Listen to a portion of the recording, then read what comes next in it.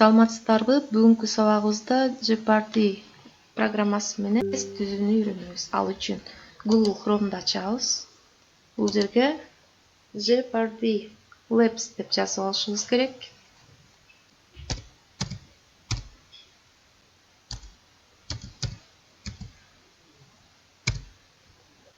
Jeopardy Lab деп турат. Муну ачып алабыз. Бул жерден бул биринчисин тандайбыз. Онлайн. Gritty. Start building. Эми бул жерге биз категорияларды жазышыбыз керек. Мисалы, кыргыз тили. Бул жерге математика. Бул жерге география.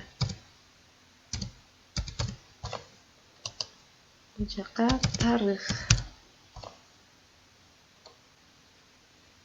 Биология.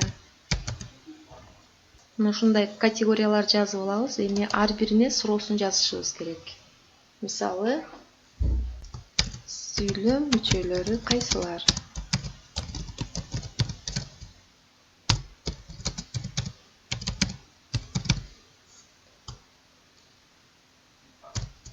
Дейбиз дагы. Бул жагынан туура жообун жазып баш мүчө.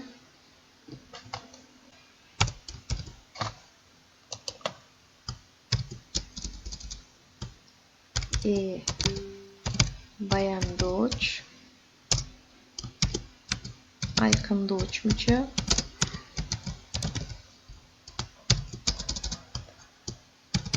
Аныктооч.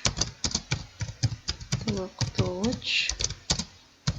Бышыктооч. Мына ушундай кылып жообун жазабыз дагы, анан бул жерди басып койсок сакталып калат.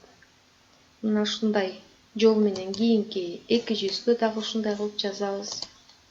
Мына ушинтип ар бирине суроосун кайра жообун жазып турабыз.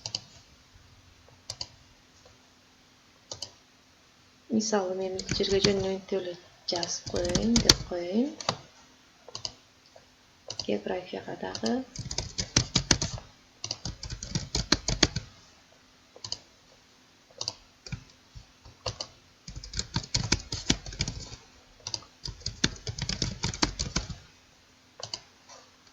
Биологияга дагы.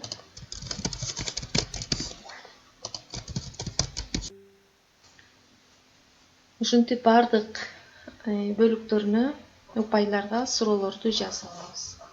Андан кийин Save and Finish дегенди басабыз.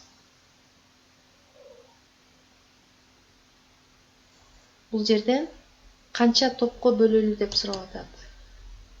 Биз 2 топко, 3 топко, 4 топко кылып, классыбызга ылайыктап бөлүп алабыз. Мисалы, 3 топко деп коелу. Start дегенди басабыз. Бул жерден окуучулар, мен азыр 100 деген эле упайларга суроо кылып койдум.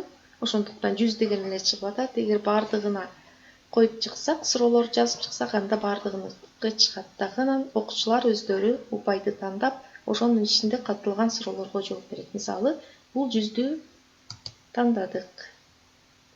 Сүйлөм мүчөлөрү кайсылар? Биринчи топтун окуучулары жооп берет.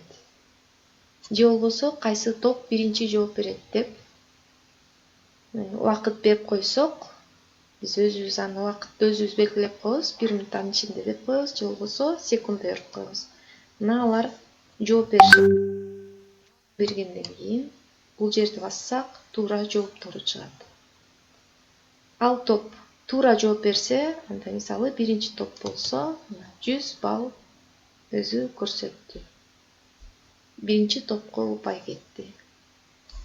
Эгерде бул топ толук жооп бере албай калса, анда биз кол менен эле өзүбүз оңдоп 50 упай, жарым-жартылай жооп берсе, же болбосо упай берилбей, биякта жообу көрүнүп турат. Мына ушинтип окуучуларды жарыштырып, бул жерден упайларын белгилеп алып, аягында жыйынтыгын чыгарып койсок болот.